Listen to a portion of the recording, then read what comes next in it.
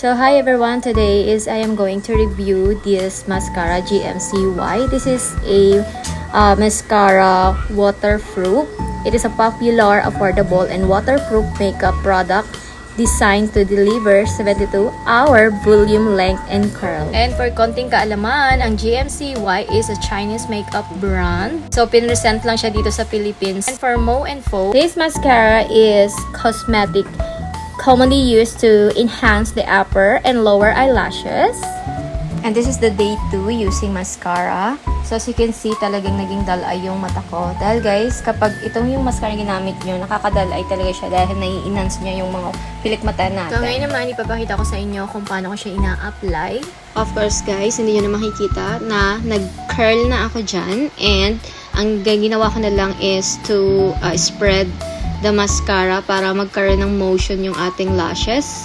And as you can see, talagang nakikita nyo na mahaba yung lashes ko. Even though mahaba na yung lashes ko guys, pero mas na-enhance pa niya lalo yung aking lashes.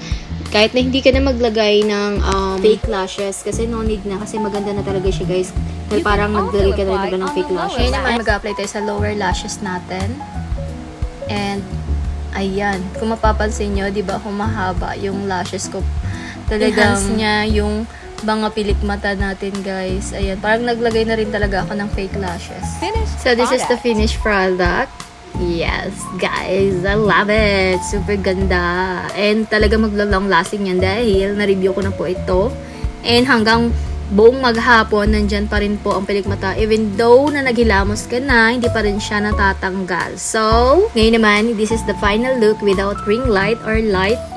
So, yung araw lang yung ginamit natin dito. So, makikita nyo talaga kung paano niya na-enhance yung mata natin. And kung ako yung tatanungin nyo kung maganda yung mascara, yes, recommended ko po itong sa GMCY dahil as a food attendant, mas syempre gusto ko presentable yung face natin. So, ano pinantay mo?